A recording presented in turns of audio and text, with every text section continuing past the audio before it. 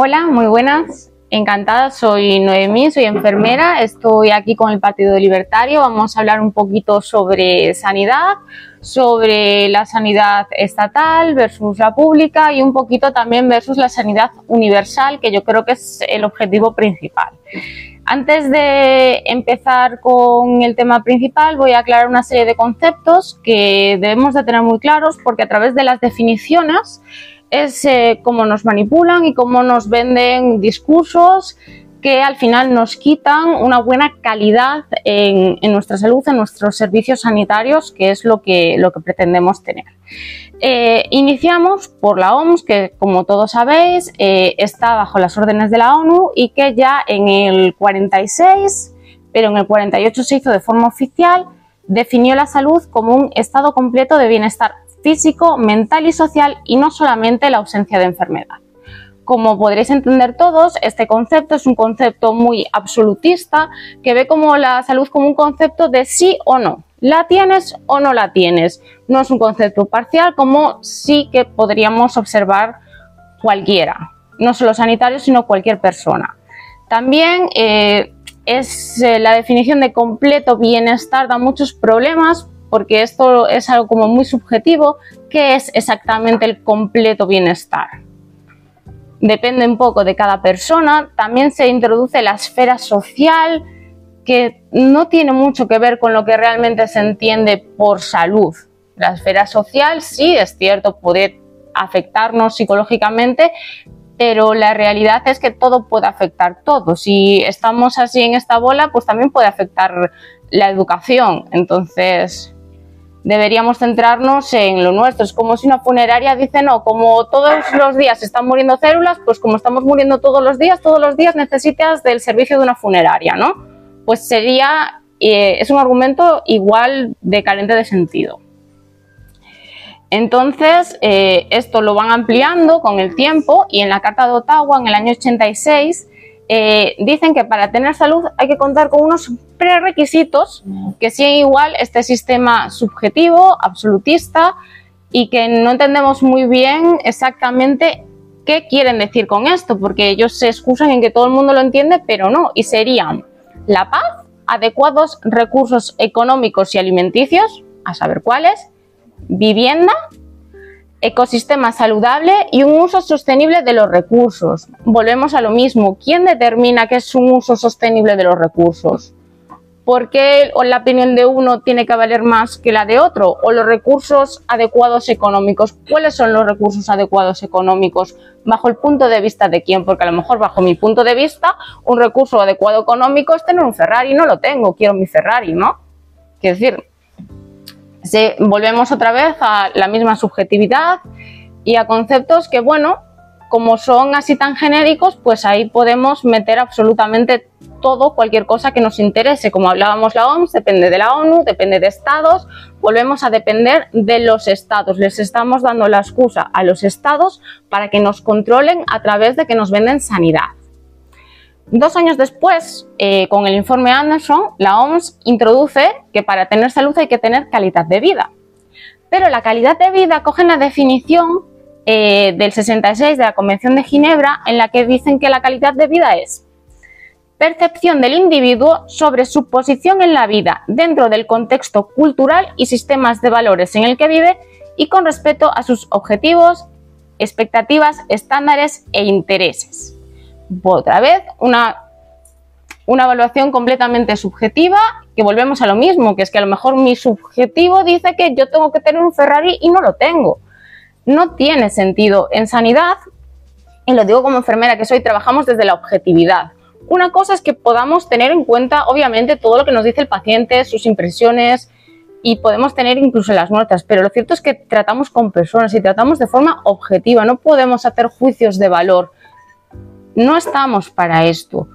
Entonces, volvemos a esto. O sea, tenemos que, con las definiciones que se dan, todo lo que viene de la OMS, que es básicamente lo que se excusan los estados para imponernos una serie de medidas, como puede ser la de prohibir fumar en sitios públicos, o como pueden ser otras tantas, la obligación de ciertas vacunas que en España en teoría no se podrían obligar por de forma constitucional a vacunarte, pero en algunos casos se ha intentado. Todo este tipo de cosas tienen todos los pretextos en estas definiciones de la OMS.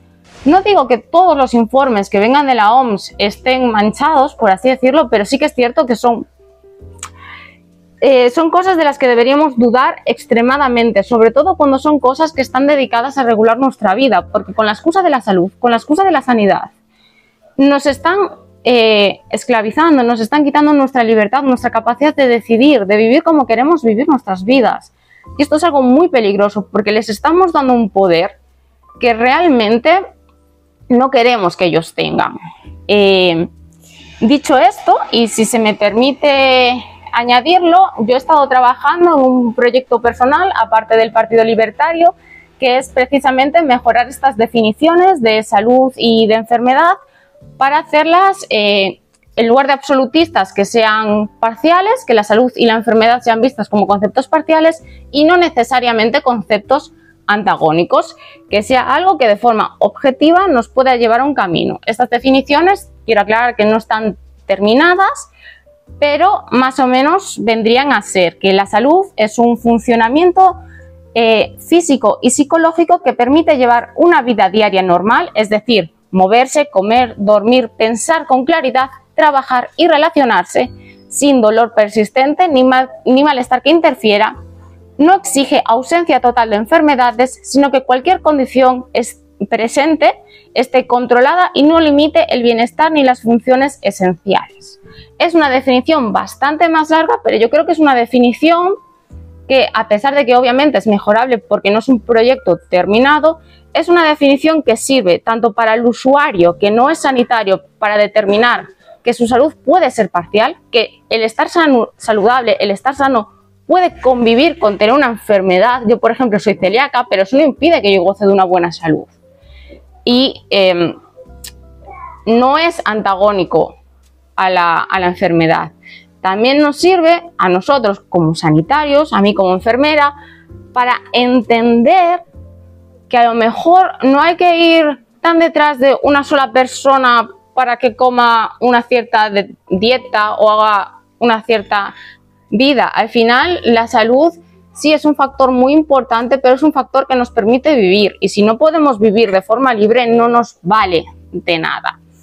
Llegados a este punto y aclaradas estas definiciones, me gustaría que las personas que están aquí conmigo o los que estéis en el directo de TikTok me hagáis pues las preguntas que consideréis necesarias en cuanto a estas definiciones o en cuanto a otro tipo de dudas que tengáis en este sentido, ¿no? En el sentido de cómo se nos manipula y cómo se está usando todas estas definiciones para meternos cada vez más y más estado. Mientras los de TikTok van pensando preguntas, os voy leyendo las definiciones de enfermedad de la OMS, que sería alteración o desviación del estado fisiológico en una o varias partes del cuerpo, por causas en general conocidas, manifestada por síntomas y signos característicos y cuya evolución es más o menos previsible.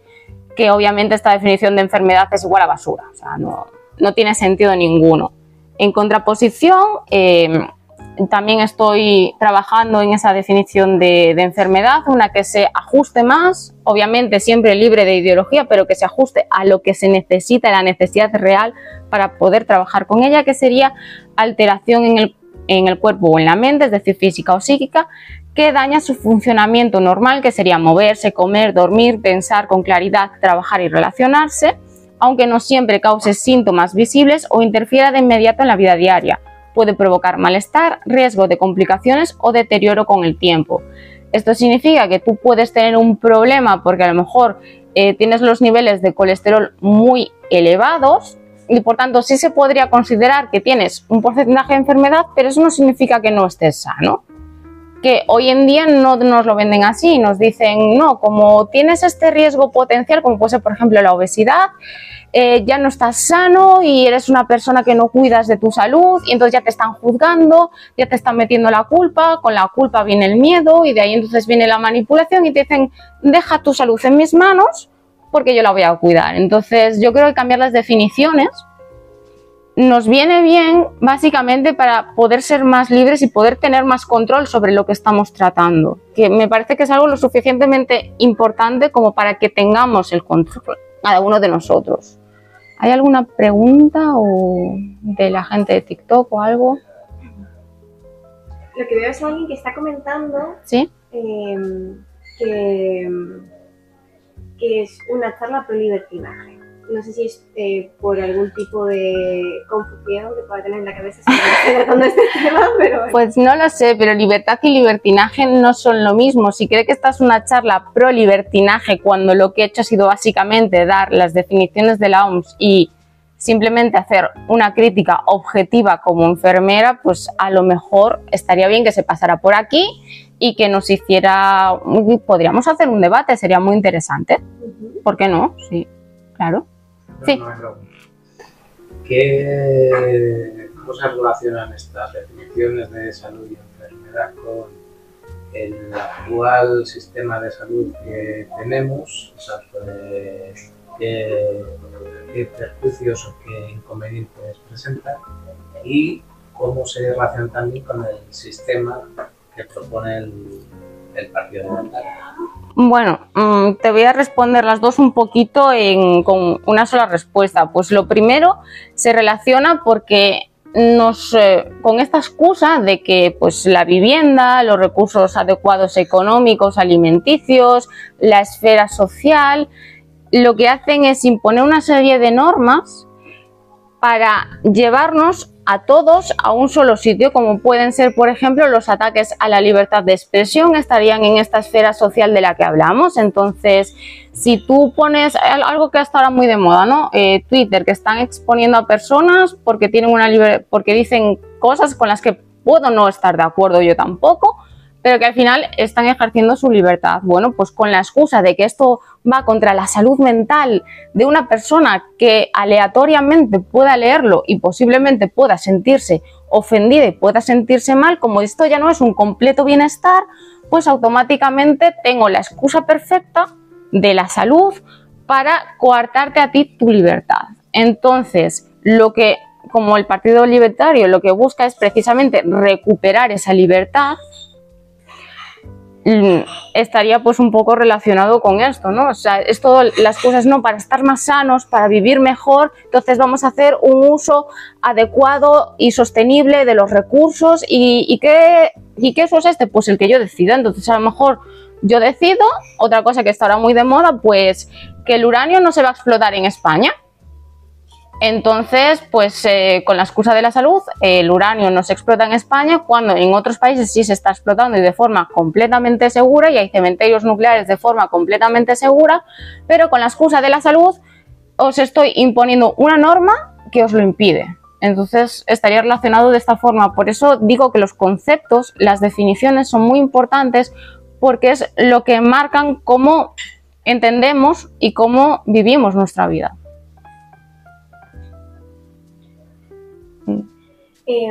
Hay una chica que se llama Miri que pregunta si somos de izquierdas o de derechas. Bueno, si eres de izquierdas o de derechas. Yo me considero un espíritu libre, en general. O sea, ni izquierdas ni derechas. Sí que considero que no hay que dejar a nadie atrás, pero también considero que no haya que dejar a nadie atrás a mí no me puede quitar mi libertad para poder tener un futuro, para poder ahorrar y para poder planificar mi vida de acuerdo a lo que yo soy y a lo que yo hago con mi vida. Yo no quiero dejar a nadie atrás, claro que no, pero tampoco quiero que me impidan ser. Entonces yo no me considero ni de izquierdas ni de derechas, yo me considero una persona que simplemente quiere vivir en paz y en armonía con el sitio en el que vive. No sé si alguien más en el directo quiere hacer alguna pregunta. Vale. Si no, pasamos al siguiente tema. Vale, en este bloque vamos a comparar un poquito la sanidad estatal con la sanidad privada y con la sanidad universal. ¿Vale? La sanidad universal sería esa que da cobertura en general a todo el mundo, y esto no está íntimamente ligado con la sanidad estatal. La sanidad estatal, la que controla el Estado, no tiene por qué ser universal, porque desde el momento en el que las listas de espera son muy largas, desde el momento en el que, por ejemplo, ¿no? Yo os comentaba que antes era celíaca, siempre me pongo de ejemplo porque me resulta mucho más fácil hablar de mí como persona y ponerme yo de ejemplo, exponerme a mí, que no exponer a otras personas, ¿no? En Cataluña, para diagnosticar la celiaquía por la sanidad estatal mal llamada pública, tarda una media de 7 años. En la privada yo tardé 3 meses, ¿vale? ¿Qué ocurre si tú una enfermedad que es autoinmune y que afecta a todos los sistemas tardas 7 años en diagnosticarla? Pues que esos otros sistemas a los que afecta pueden verse muy afectados, como puede ser el neurológico, como pueden ser glándulas como el tiroides y muchos otros problemas. Y si esto pasa con la celiaquía, que es una enfermedad muy común, cuyo tratamiento es tan simple como retirar el gluten de la dieta, imaginaros qué puede pasar con otro tipo de enfermedades crónicas o que no sean crónicas. Entonces, realmente que nuestra sanidad actual tenga las listas de espera que tiene, que no se aprueben medicamentos o que tarden en aprobarse medicamentos, como hace poco que no aprobaron un tratamiento para el cáncer metastásico de mama, que va súper bien y que está funcionando en muchísimos países de la Unión Europea, hace que realmente nuestra sanidad no sea tan universal como nos la quieren vender. Aparte, actualmente los políticos están usando la sanidad como un arma arrojadiza para comprar votos. Entonces, ¿qué hacen? Yo, como gestiono muy bien la sanidad, entonces vótame a mí. ¿Pero por qué?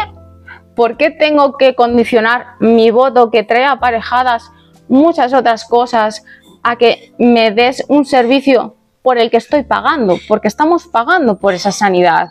Aún los usuarios de sanidad privada seguimos pagando la sanidad pública. Y realmente, para que os hagáis una idea, esta sanidad, bueno, digo pública porque nos entendamos todos, pero es estatal, está tan mal gestionada que si todos los usuarios de la privada entraran directamente en la estatal, el sistema colapsaría. Sin necesidad de pandemia, colapsaría de un momento para otro. No tiene ningún sentido. Además, el dinero que va para esta sanidad sale de una bolsa general donde van a parar todos los impuestos, entonces la gente no sabe realmente cuánto está pagando por la sanidad. Ahí no son claros, no nos dicen, bueno, porque si tú pagas por un impuesto que sea concretamente sanidad, tú sabes qué es lo que estás pagando y tú sabes qué es lo que recibes y por lo tanto tienes el poder de exigir en conforme a lo que pagas. Actualmente en España no tenemos ese poder. Además, a la hora de trabajar tanto en la pública como en la privada, he de deciros que en la privada pasamos una serie de controles de calidad, ¿vale? Por auditorías externas, donde vienen a los hospitales, nos ven cómo trabajamos, ven que sigamos los protocolos, que las instalaciones cumplan todos los requisitos de calidad y entonces emiten pues, el certificado de que ese hospital o ese personal cumple con las normas de calidad para la atención al paciente. Esto en la pública no ocurre. Por ejemplo, hace poquito nosotros pasamos la Joint Commission en el hospital en el que yo trabajo y es una auditoría bastante dura, pero la pasamos porque realmente cumplimos con las normas de calidad hacia la atención al paciente, que en la pública, como no la pasan, pues no podemos saber si la cumplen o no. Y las instalaciones, pues dudo mucho que las cumplan, porque si os hacéis una idea, por ejemplo, en el Vallebrón, que es un hospital que está cerca de donde yo vivo, hay habitaciones que 4 pacientes comparten un solo baño. En caso de que uno de sus pacientes tenga alguna enfermedad infectocontagiosa, estás contagiando directamente a otros 3. Que a lo mejor se van de alta antes de que tú te des cuenta de que ese paciente tiene esa infección y empiezan los brotes y luego no sabemos de dónde viene que hay un brote de Clostridium o un brote de neumonía en pleno verano. Pues viene muchas veces de que no se siguen unas normas mínimas de calidad en la atención sanitaria. Desde la estatal principalmente, que es la que tiene copado el mercado ahora mismo. Otro de los grandes problemas también que tenemos en España es que, por ejemplo, las aseguradoras no tienen un mercado amplio, no hay un mercado liberalizado para que puedan ofrecernos las coberturas sanitarias que a lo mejor que ahora mismo hay algunas que sí que es cierto que se cubren únicamente desde la estatal, pero porque han monopolizado esas coberturas. Como puede ser, por ejemplo, las bajas médicas. Sí o sí tienes que irte a tu médico de cabecera. ¿Qué se le va a hacer? Bueno, Y hablando de esto, pues para ponerlo un poquito en contexto, en contrapartida, los sistemas de salud que más triunfan a la hora de la verdad a nivel mundial son sistemas mixtos, es decir, son sistemas donde es casi todo privado y el Estado o bien da una poquita de atención estatal o bien financia aseguradoras para que la gente que no se lo puede permitir tenga esa salud. Este es el caso de, por ejemplo, las que a nivel general, a nivel de todo el mundo están más arriba, que serían Países Bajos, Suiza, Japón, Alemania, Australia, Israel, Bélgica. Dentro de los sistemas mixtos hay una gran variedad. Como decía, puedes tener Australia, por ejemplo, donde más de la mitad de la población se paga íntegramente un seguro privado. Y luego, pues si tú quieres acceder al sistema público, bueno, tienes que cumplir una serie de requisitos. Hay otros, como por ejemplo en Países Bajos, que lo que hacen es, hay un seguro que es obligatorio, que esto lo deciden unas aseguradoras privadas y los colegios de médicos y asociaciones de sanidad en ese sentido, y entre todas dicen, bueno, pues lo mínimo que se necesita para que en este país no haya ningún colapso y todo el mundo goce de una salud es esto. Y esto, el seguro mínimo lo tiene todo el mundo, la gente si quiere puede pagar más y quien no pueda lo cubre el Estado, y a la gente que viene de fuera se les exige pues que para vivir en ese país se cubran ellos mismos su seguro. Hay otros sitios donde si eres extranjero te lo va a cubrir y no puedes llegar, te lo va a cubrir igualmente el Estado. Como digo, hay muchísimas formas y tampoco son infinitas, entonces cada Estado un poco las va adaptando a lo que los ciudadanos exigen, quieren y a cómo a ellos les funciona mejor. Pero el caso es que entre las mejores no está España ni de cerca, pero es que ni de cerca. Y si ya entramos con los conceptos que tiene la OMS, la única sí pública, bueno, estatal que entraría sería Noruega, pero tampoco mucho, porque para que os hagáis una idea, entre las más asequibles y con menor lista de espera tendríamos a Países Bajos, con muchísima diferencia, pero con muchísima diferencia sobre Noruega, ¿dónde va a parar? O sea que realmente no es asequible. El problema que tenemos con Noruega, que es un ejemplo que nos pone muchísimo aquellos que defienden esta sanidad estatal, es que en Noruega, para empezar, tienen un PIB muchísimo más alto. La sanidad que ellos tienen es un lujo que se pueden permitir porque generan más riqueza de la que generamos nosotros. Además, en Noruega, los noruegos tienen muchísimo más control sobre sus políticos de lo que tenemos nosotros. En Noruega la salud no es un arma para ganar votos como lo es aquí. Aquí parecemos mendigos peleándonos por un mendrugo de pan. O sea, esa sería la sanidad en España. Sería el voto, o sea, sería el mendrugo de pan y los mendigos peleándose por él. Es lo que somos, o sea, dependiendo de a quién votemos, tendrás el pan o no vas a tener el pan. Y eso tampoco es lo que buscamos, no queremos un buen gestor, lo que queremos es quien nos dé una buena sanidad, y eso, por mucho que no nos guste, quien lo hace es la privada, porque la privada, si no te da un buen servicio, no va a ganar dinero. Es que es así de simple, como funcionaría en cualquier otro sitio. Y si hablamos de España, España en el único ranking que es de 2023 en el que estaría un poquito mejor posicionado, está mejor posicionado porque lo que se evalúa sería básicamente la infraestructura médica y los profesionales, que sí que es cierto que en España tenemos una gran calidad de profesionales en cuanto a médicos, en cuanto a enfermeros, en cuanto a TKs, bueno, o TCs, que no paran de cambiarles el nombre, pobrecitos míos, los técnicos de enfermería. Tenemos una gran calidad de personal asistencial, tanto de España como de gente que viene de países de Hispanoamérica.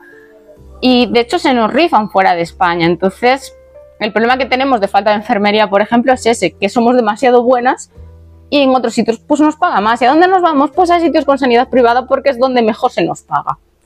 Porque es donde, obviamente, el que más paga se lleva lo mejor y es lo que hacen. Lo siguiente es la disponibilidad y los costos de los medicamentos. Bueno, sabemos que en España se financian los medicamentos, aunque este es un tema bastante largo, pero es un tema que tampoco está del todo claro que sea realmente beneficioso que se financien los medicamentos, al menos de la forma en la que se está haciendo actualmente, o la forma en la que a las farmacias se las coarta o se les impide competir, pero bueno, es otro tema.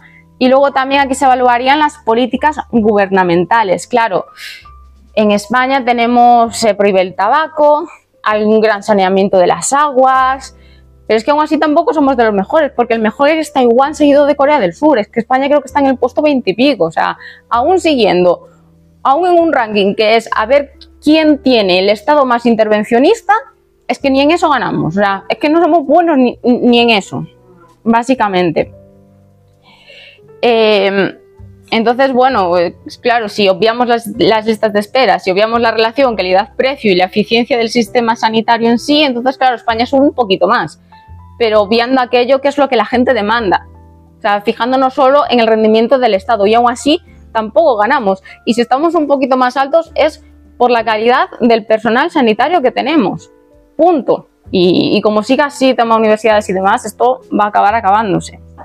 Entonces, en resumen sobre este bloque, no tenemos la mejor sanidad del mundo, vivimos en un país desarrollado y da gracias, y tenemos buenos profesionales sanitarios.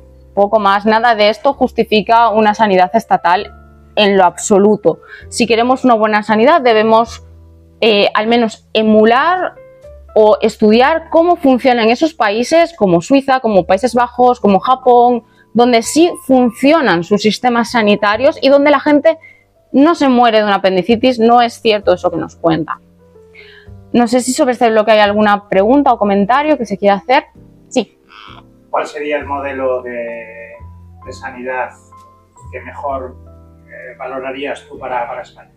A mí, honestamente, me gustan mucho, me gusta mucho más el de Países Bajos, el de Suiza también me gusta, pero el de Suiza se estructuraría más por cantones, entonces cada cantón me gusta porque tiene libertad para que cada cantón, cada comunidad de personas en sí lo modifique a su gusto, pero no sé hasta qué punto esto en España podría aplicarse. Habría que estudiarlo bien, obviamente, pero para mí serían los dos mejores. Países Bajos y Suiza, sí. Hispanca dice, ¿tenéis algún grupo de Telegram o alguna comunidad? Sí, tenemos el grupo de Telegram, que no sé si se podría compartir desde el TikTok o cómo se buscaría por ¿Lo tenéis activismo. en la página web? Sí, en la página web del PELID. En Participa, ahí están los enlaces. Sí, podéis acceder a Telegram, al chat de difusión y entrar a la recepción si queréis realizar activismo dentro del partido. También podéis uniros como simpatizantes o aportantes, hasta activistas, que está en la página web también del partido. ¿Alguien tiene una pregunta? Sí, yo quería hacer un pequeño comentario, sí. Porque el otro día discutía con unos amigos míos. Los ciudadanos extranjeros, ¿cómo tributan cómo pagan la sanidad cuando están en España? Ahí teníamos bastante discusión. Depende del convenio que tenga España con ese país en concreto. Hay países que España les envía las facturas y ellos las pagan, y hay otros países que no, porque, como digo, si tú acudes por urgencias, no te la niegan, porque sobre el papel es universal. Cuando yo hago la crítica de que no es universal, es a la hora de cuando ya tienes que entrar en un sistema más largo, es decir, cuando tienes que hacerte pruebas, cuando tienes que pedir vez, porque se alargan muchos años o muchos meses hasta que llegan al diagnóstico. Entonces, tardar en ese diagnóstico, hay mucha gente que se muere en las listas de espera. Hay varias noticias que, por desgracia, lo dicen, así lo indican. El tema de que se trate o no se trate extranjeros, obviamente ya puesto por una sanidad universal real. Que eso que tienen los extranjeros que llegan y se les atiende, también lo tengamos todos. Pero no solo por urgencia, sino por cualquier cosa que necesitemos. No puede ser que tú tengas que esperar un año para que te vea un neurólogo. Sí, pero estamos hablando de que hay determinados países que evidentemente, si tienen sus ciudadanos, no se les cobra, ¿no? Hay algunos que no, sí, pero bueno, hay países que esto lo solucionan obligando a que la gente que entre con un seguro. Pero como digo, esto es algo que se tiene que decidir. O sea, yo creo que la gente debería de tener el poder de decidir qué quiere. Si que se trata a todo el mundo y que se cubra con nuestros impuestos, o que quien entre, oye, que entre con un seguro.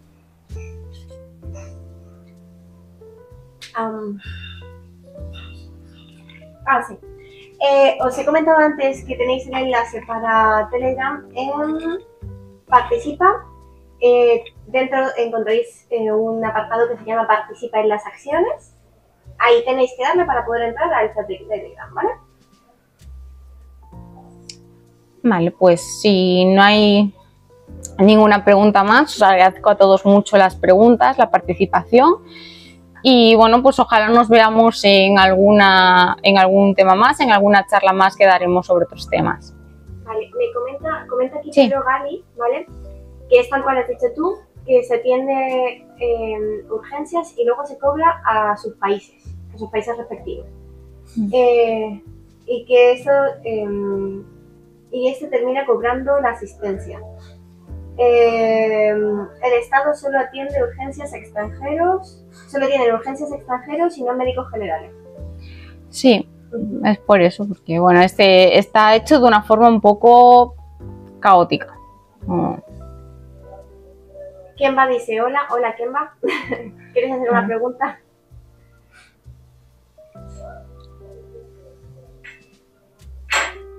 Vale, pues yo creo que ya podemos concluir la charla.